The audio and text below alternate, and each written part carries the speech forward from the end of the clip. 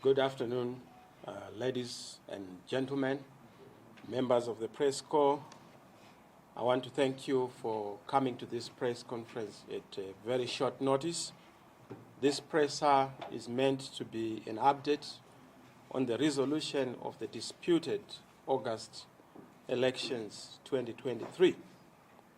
As you may be aware, this is an address to you all as our stakeholders, fellow citizens, and I must say that I've prepared this brief statement to update you on the efforts around the resolution of the disputed outcome of 2023 general elections that did not produce a credible and legitimate government chosen by the citizens of Zimbabwe. As you are aware, following the shambolic and disputed illegal August 2023 elections, we held nationwide consultations with you, the citizens, and all of you, including other relevant stakeholders, were consulted on the ways and means to resolve the electoral fraud and the disputed election. You, the citizens of Zimbabwe, were very clear and very firm on the position that the elections were improperly conducted, indeterminate, and produced a distorted and manipulated outcome.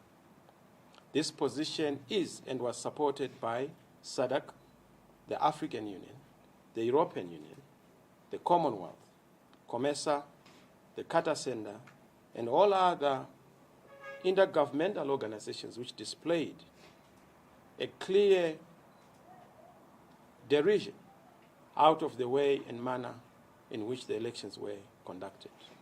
All those who deployed their election observer missions to Zimbabwe had a common view. And what is clear is that there is no election in history, particularly in this country, that has invited resounding and universal condemnation as we have seen during the August 2023 elections. This matter must be resolved. This matter must be fixed. There can never be a proper government without proper elections. There can never be a proper government without proper national processes that have the credibility and endorsement of the citizens of Zimbabwe. Fellow citizens, as your presidential choice, you, in your millions, nearly over 2 million, gave a clear mandate, albeit in a very disputed and contested election.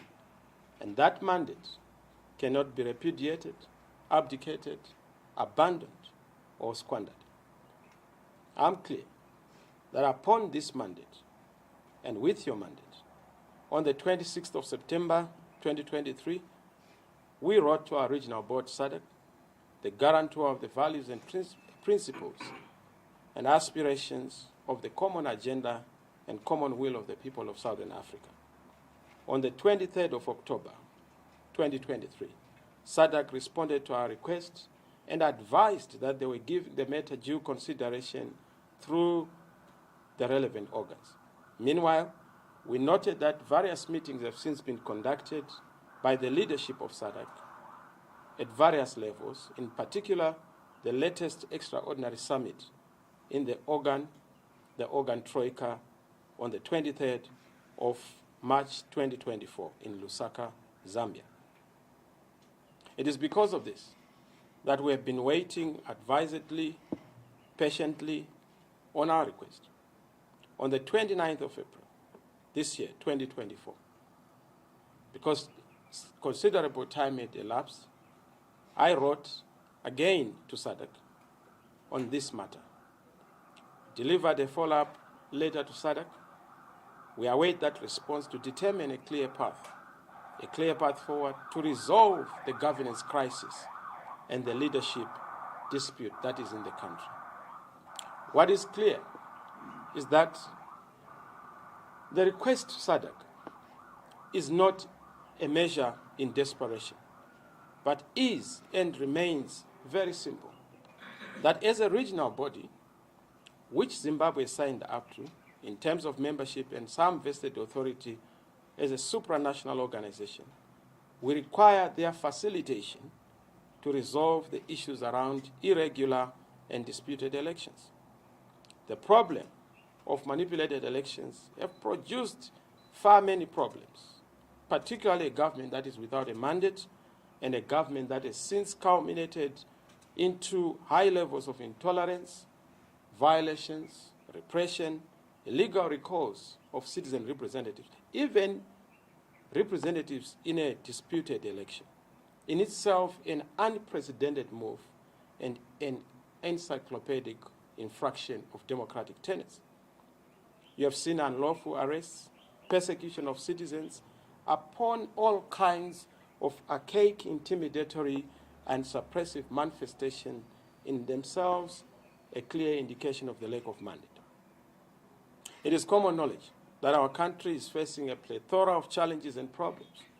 Most of them are basic and symptomatic of bad governance, broken politics, and a disputed leadership.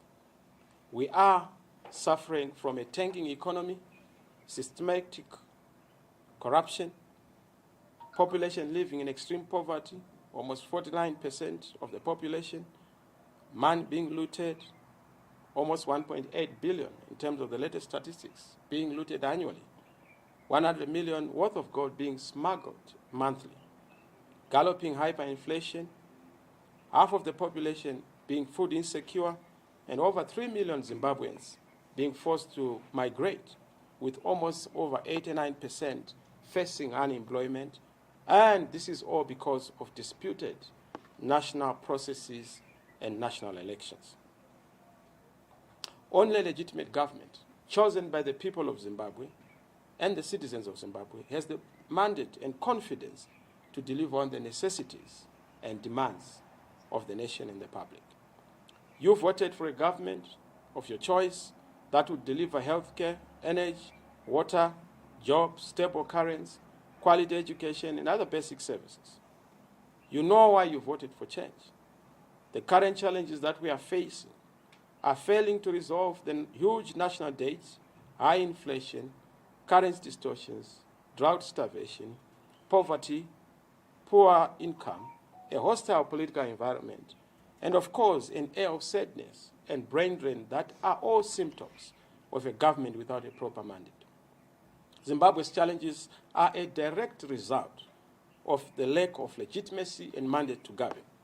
A truly elected citizen government is the solution to our governance deficits and the desire and necessity of service delivery in our country.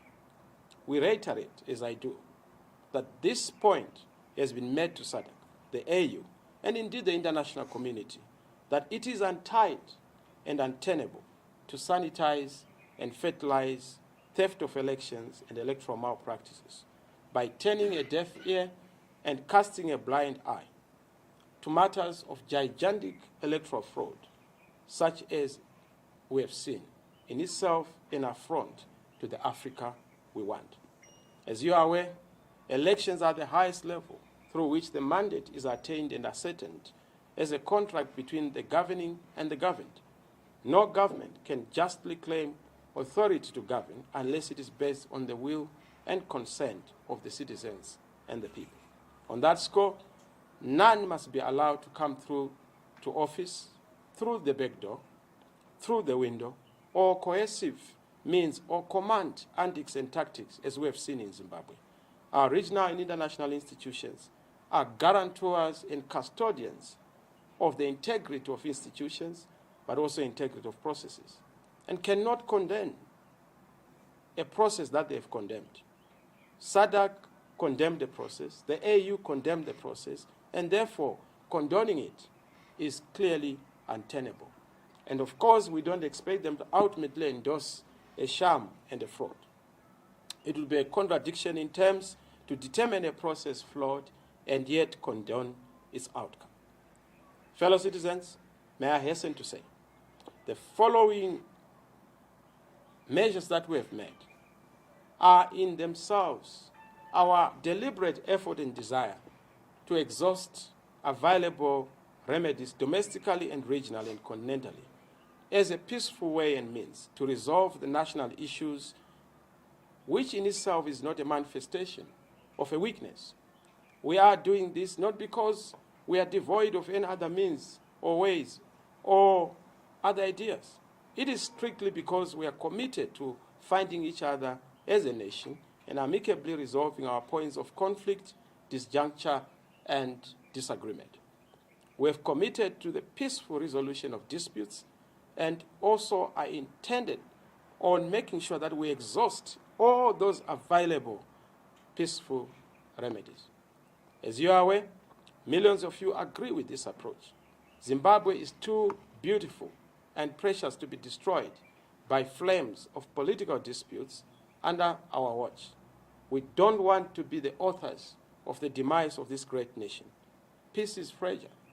Peace is sacrosanct. And as you know, there's no peace in our homes. There's no peace in our communities. And there's no peace in our nation. This is why you have over 3 million Zimbabweans who have already flocked out of the country on account of the absence of this peace. But whatever is remaining of that peace needs to be protected. And that breakdown of peace, which is the ultimate result of the recklessness of those in leadership, knows no winner. The opposite of peace leaves all of us losers. Our beautiful country cannot and can never progress on the back of disunity, division, and successive disputed national processes, including contested elections. We are acutely aware of the agents of this matter, and more importantly, that there can never be a talk of 2028 or a viable or stable future for this country without resolving the August 2023, the broken past, and this era and spate of disputed politics. A lot of you have asked, are we going to wait for 2028? No. 2028 is not a date in mind because 2023 has not been resolved. And what we must fix is to fix 2023 and not to wait for 2028. Measures have been put in place and are being put in place to make sure that we secure the victory that the people would want to see and a credible government that people want to see. On my part, I'm doing everything necessary to the extent of God's will to seek a lasting solution to the perennial challenges affecting our beloved country. Locally and internationally, I've engaged all the stakeholders, including our traditional leadership, business community, civil society at large, political parties, other political parties, and members of the diplomatic corps. In particular, I've also sought the mediatory role of the church. I've tried to engage the church leadership in their various representative organizations to try and help us resolve disputed elections and contested national processes, albeit with handicapped progress. I've even numerously efforted to engage with other parties, in particular with the presidential contender, the leader of ZANU-PF. He's aware of our point of dispute. I've raised this with him.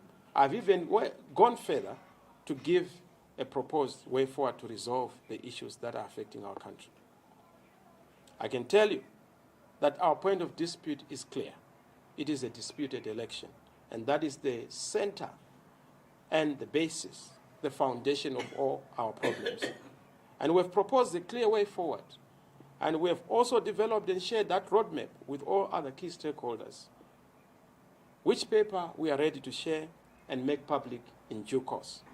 It's a very clear and practical way of resolving our challenges. Because what this nation needs is leadership. And what this nation has had are party leaders and not national leaders. We need national leaders. And that's why my focus has not been parties, but the nation. I'm available as a national leader, but I'm not available for partisan politics. We have engaged different stakeholders within SADC as a region, particularly the trade unions within SADC, the civil society, but more importantly, at heads of state level, I've engaged leaders, various heads of state, through delegations I've dispatched into the various capitals of our region and the continent to brief the esteemed excellencies about the dispute in the country, election dispute, the political stalemate, and our proposed way forward. And I must reiterate that the point I made to them is that we acknowledge that there is a de facto government, but the de facto government is not a legitimate government. It is a caretaker government. There is a de facto parliament, and the de facto parliament is not the de jure parliament, but a caretaker parliament. So is the local authorities.